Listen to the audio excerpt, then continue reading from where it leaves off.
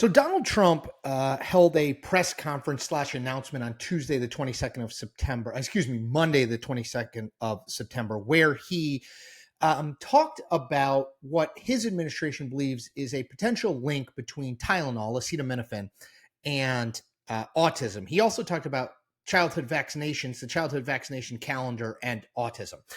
I wanted just to provide some facts about autism, about acetaminophen, about vaccinations here, because I think the facts often get lost amid the political spin. And this is, I'm going to warn you, a long-ish and intricate video. It's 1, 2, 3, 4, 5, 6, 7, 8, 9, 10 post-it notes of notes for me. But I want to go through 5 facts that I think will help you contextualize and understand what's going on here and what Trump said that was true, what Trump said that was false, and what's sort of in between. So there were 2 big takeaways from the Trump press conference. One was his administration was recommending that pregnant women should not take Tylenol or acetaminophen while pregnant, even to deal with a fever, because there could potentially be some correlation between women who take that drug and higher rates of autism. Now, Trump was not that nuanced in saying it. He said, quote, "Don't take Tylenol,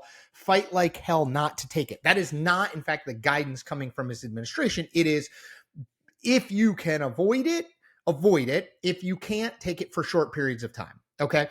The other thing, and he spent even more time on this, is that the childhood vaccination schedule, where your kids get vaccinations, when they're little for a period of time, that should be much more spaced out, because he knew a lot of people whose kids got autism because of it. Now, that is not accurate, and I'll explain why. But let's go through the whole thing first. All right. So fact 1, Trump is right about this. Autism is absolutely up, cases of autism. So in the past 20 years, autism diagnoses are up 300%.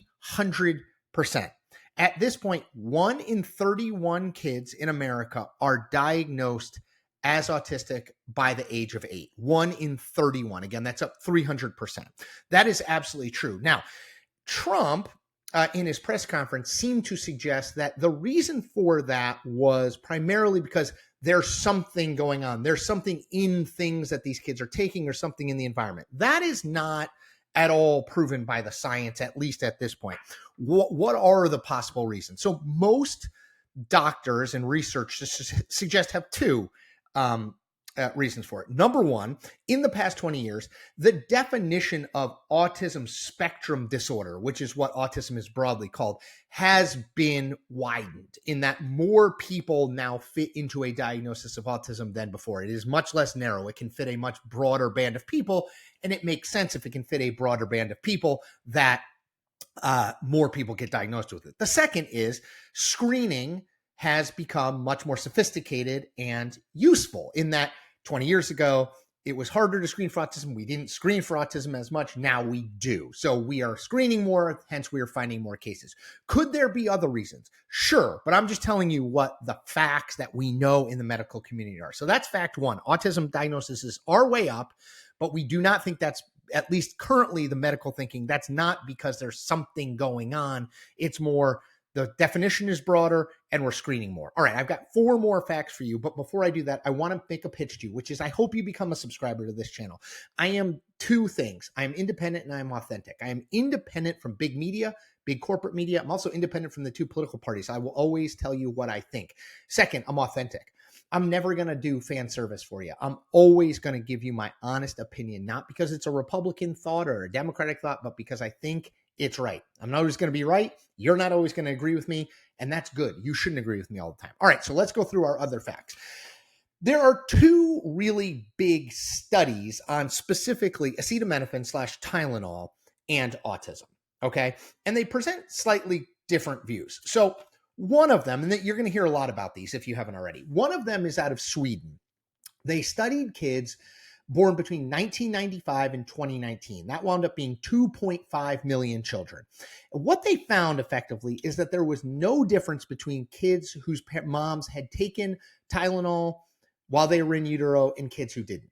Among children who were exposed to Tylenol, 1.42% were autistic. Among kids who were not exposed to Tylenol, 1.33% were autistic. So again, 1.42 to 1.33, no correlation, no causation. There is, however, and this came out in August, it came out in something called the Environmental Health Journal, which I will admit I had not heard of until 24 hours ago. This was a study of studies. They basically looked at all the studies that were looking at the links between Tylenol and autism. And they analyzed, okay, what do all those studies broadly tell us? Because it's a big sample. Now, this was run by the dean of the Harvard School of Public Health. He was the senior author. This is a very serious, top end thing. They looked at 46 previous studies that included 100,000 total people. What they concluded was this, that exposure to Tylenol, acetaminophen in a womb, quote, may increase the risk of neurodevelopmental disorders. And neurodevelopmental disorders, if you're wondering, include autism, but also include things like attention deficit hyperactivity disorder. Okay, so they also pointed out that in the highest quality studies, the studies that were run sort of at the highest standard, those studies showed more of a potential link between Tylenol and autism. So fact 2 is that Swedish study, which said no correlation. 2.5 million kids, no real difference. Fact 3 is a study that ran in the Environmental Health, that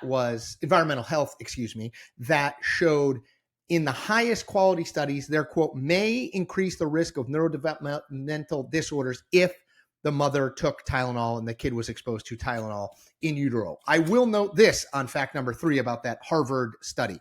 One of the co-authors, a UMass epidemiologist named Ann Bauer, told Politico this about the study.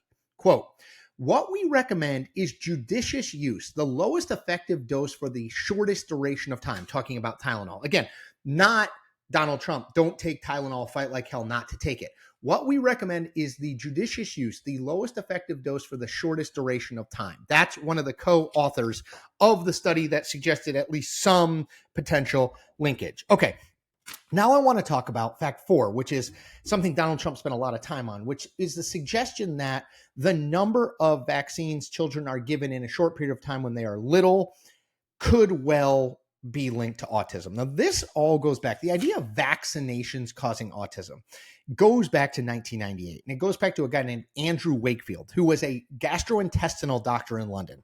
He did a study where he looked at 12 kids, 8 of whom developed autism after taking the measles, mumps, and rubella vaccine. Now, that study has been thoroughly debunked. There was no control group. There was no control period. There was nothing to compare it to. The paper was by Wakefield that outlined these results. It ran in the Lancet, a medical journal.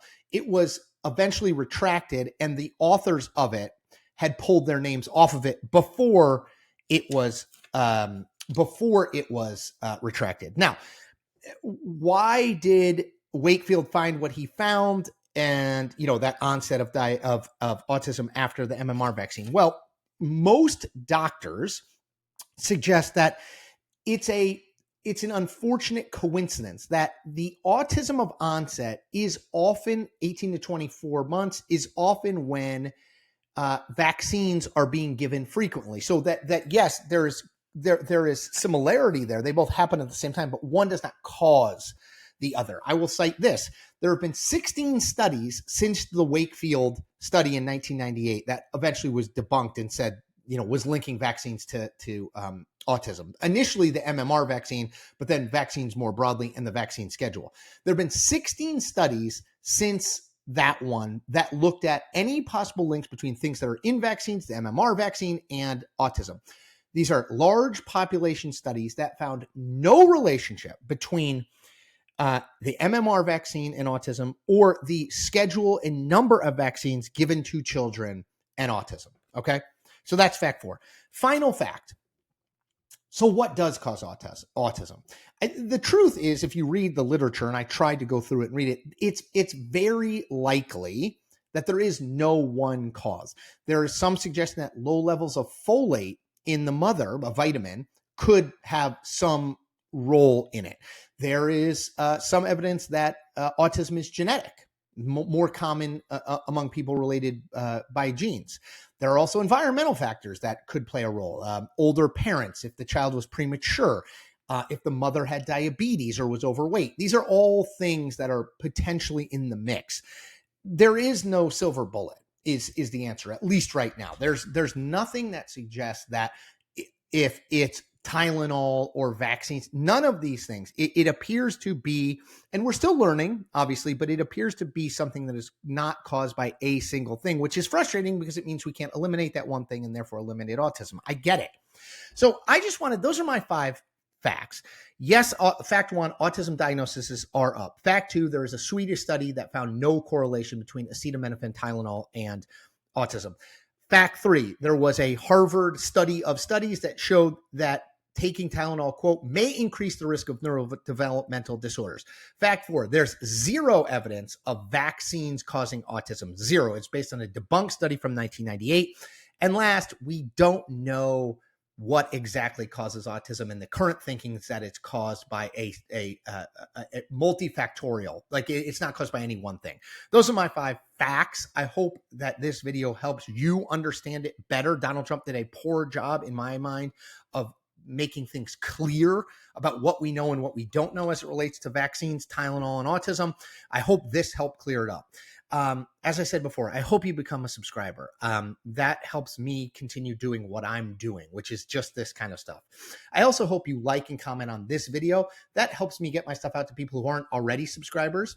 Last thing, spread the word about what I'm doing here. Be an evangelist for me. Tell someone you know, someone you like, someone you work with, someone you go to church with about what I'm doing and why it matters. Independent and authentic. Those are my North Stars. Thank you all for your support, and take care.